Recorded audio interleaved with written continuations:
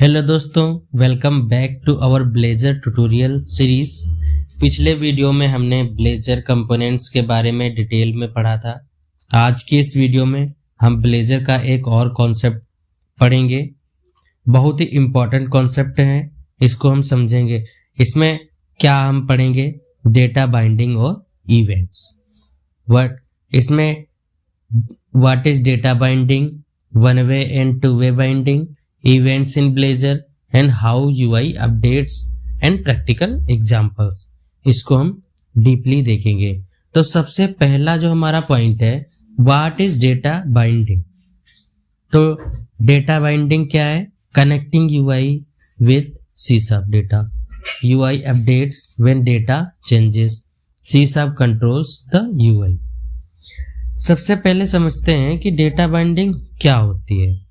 Data binding का simple मतलब होता है UI को CSAP वेरिएबल्स के साथ में कनेक्ट करना। मतलब जो वैल्यू CSAP में होती है वो UI पर ऑटोमेटिकली शो होती है, और जब CSAP वेरिएबल चेंज होता है UI भी तुरंत अपडेट हो जाती है। एग्जाम्पल के लिए, अगर हम एक वेरिएबल बनाते हैं, जैसे मान लो कोई स्ट्रिंग है, ठीक है, और मैसेज करके है, और इसको स्क्रीन पर शो कर देते हैं, तो जो हम मैसेज चेंज करेंगे तो स्क्रीन पर भी अपडेट वैल्यू दिखाई देगी। यही डेटा बाइंडिंग होता है। अब सबसे पहला हमारा कॉन्सेप्ट आता है वन वे डेटा बाइंडिंग। तो data flow from CSAP to UI used to display values, example show a name. Okay, तो ब्लेजर में एक होती है वन वे बाइंडिंग। इसका मतलब होता है डेटा सिर्फ CSAP से UI में जाता है।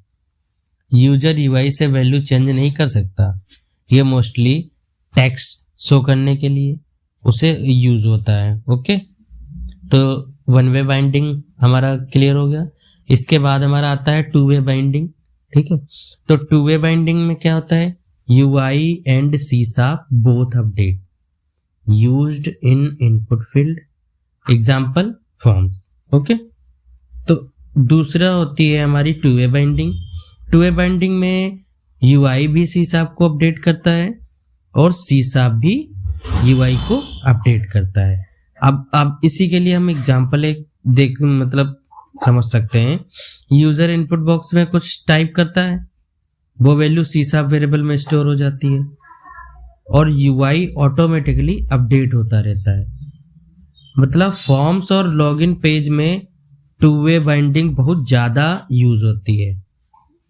समझ रहे?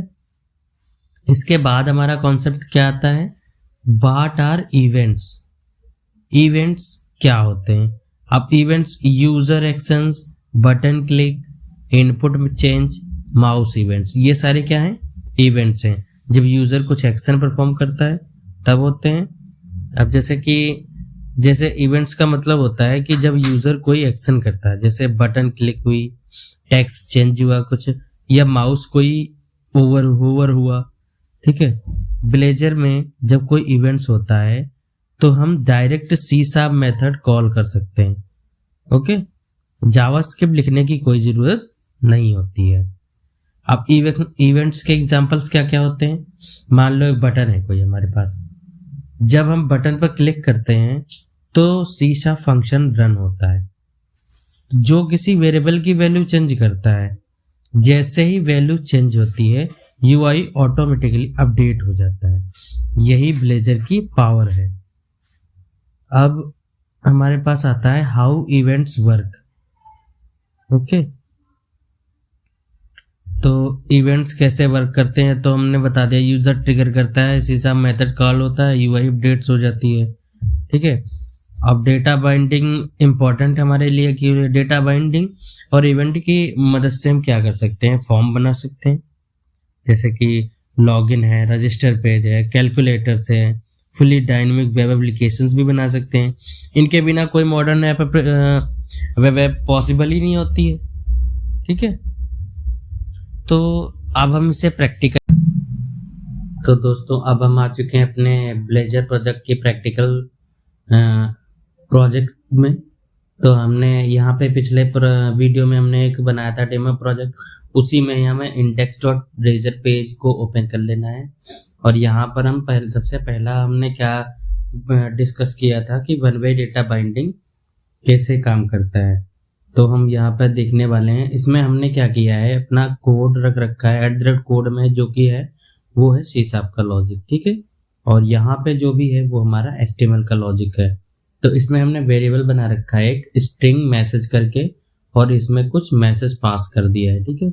और यहीं p टैग में हमने मैसेज शो करा दिया। मतलब कि वन वे डेटा बाइंडिंग क्या करता है, हमारे कोड C# से UI में केवल वन वे कम्युनिकेशन होता है, मतलब C# टू UI। तो यहाँ पर हम UI में देखेंगे, हमारा ये आ गया, ये मैसेज हमारा कहाँ से आ रहा है, one way data binding C# में, जो हमने अपने कोड में एक स्ट्रिंग नाम का मैसेज बना रखा है, मैसेज नाम का स्ट्रिंग वेरिएबल, उसमें से ये आ रहा है, ठीक है। तो ये हो गया हमारा C# टू UI, जो कि वन वे डेटा बाइंडिंग होता है। इसके बाद में हम देखेंगे अपना two way data binding, two way कैसे काम करता है, ठीक है। तो हमने यहाँ पे बना रखा है एक क्लिक बटन, ठीक है, और यहाँ पे रखा है एक मैसेज। अब और यहाँ पे टू वे डेटा बाइंडिंग हम समझेंगे इस इनपुट बॉक्स से, ठीक है। ये हमारा इवेंट से मैसेज चेंज करेंगे, वो समझेंगे। सबसे पहले हम समझते हैं कि टू वे डेटा बाइंडिंग कैसे काम करता है, ठीक है। अब टू वे डेटा बाइंडिंग कैसे काम करता है कि हमारा पहले तो मैसेज क्या आएगा, यहाँ पे पहले तो हमारा मैसेज आएगा यहाँ पे ये इंटर नेम के। अब यहाँ पे अभी हेलो आ रहा है, ठीक है। अभी यहाँ पे हमने कुछ इंटर नहीं किया है। अब क्या करेंगे हम, जैसे ही इस इनपुट बॉक्स में कुछ इंटर करेंगे, हमारा UI में अपडेट होगा, ठीक है। और देखो UI में अपडेट हुआ, जैसे यहाँ पे हमने टेस्ट लिखा और यहाँ पर भी हमारा क्या हुआ, टेस्ट। तो मतलब कि जैसे जैसे हम यहाँ पर चेंज करेंगे, हमारे वेरिएबल की वैल्यू चेंज होती जाएगी, ठीक है। जैसे नेम है, नेम हमारा स्ट्रिंग में अभी क्या है, एम्प्टी है, ठीक है। अब यहाँ पे जैसे नेम में हमने कुछ टाइप किया, तो ये बाइंड एट्रीब्यूट क्या किया, इस वाले नेम में वैल्यू, इस वाली की वैल्यू इस वाले नेम वेरिएबल में स्टोर कर दिया। तो ये हो गया हमारा टू वे डेटा बाइंडिंग। अब हम पढ़ेंगे ब्लेजर में इवेंट्स कैसे काम करते हैं, प्रैक्टिकली देखेंगे। तो हमने यहाँ पर एक बटन बना रखी है, ठीक है, जिसका काम क्या है, ये क्लिक करते हैं और इस क्लिक पे हम एक मैसेज की प्रॉपर्टी, मैसेज की जो वैल्यू है वो हम क्या कराएंगे, चेंज कराएंगे इस वाले क्लिक बटन से, ठीक है। तो हम इसमें क्या करेंगे, जब हम बटन पर क्लिक करते हैं, चेंज मैसेज मेथड कॉल होता है और मैसेज चेंज हो जाता है, और बिना पेज रिलोड के UI ऑटोमेटिक अपडेट हो जाती है, ठीक है। तो यही इवेंट हैंडलिंग का ब्लेजर है। ब्लेजर में इवेंट कैसे हैंडल होते हैं, जैसे क्लिक किए मैसेज चेंज हुआ, ठीक है। तो ये हमारा क्या था, इवेंट हैंडलिंग। और टू वे डेटा बाइंडिंग तो हमने पढ़ ही लिया है, इसमें क्या होता है। तो जैसे ही यूजर इनपुट बॉक्स में टाइप करता है, वैल्यू नेम वेरिएबल में स्टोर हो जाती है, और नीचे जो टेक्स्ट होता है वो रियल टाइम अपडेट हो जाता है, ठीक है। इसको बोलते हैं टू वे डेटा बाइंडिंग।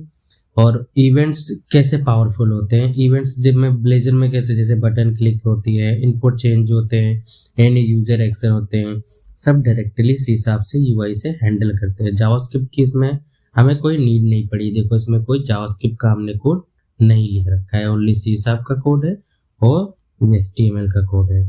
ये ब्लेजर के कोर फाउंडेशंस है, ओके। तो आज के इस वीडियो में हमने क्या देखा, वन वे डेटा बाइंडिंग कैसे काम करता है, और टू वे डेटा बाइंडिंग कैसे काम करता है, और बटन क्लिक इवेंट्स कैसे काम करता है, और UI ऑटोमेटिक अपडेट भी होते हैं, ठीक है। तो ऐसे ही आने वाली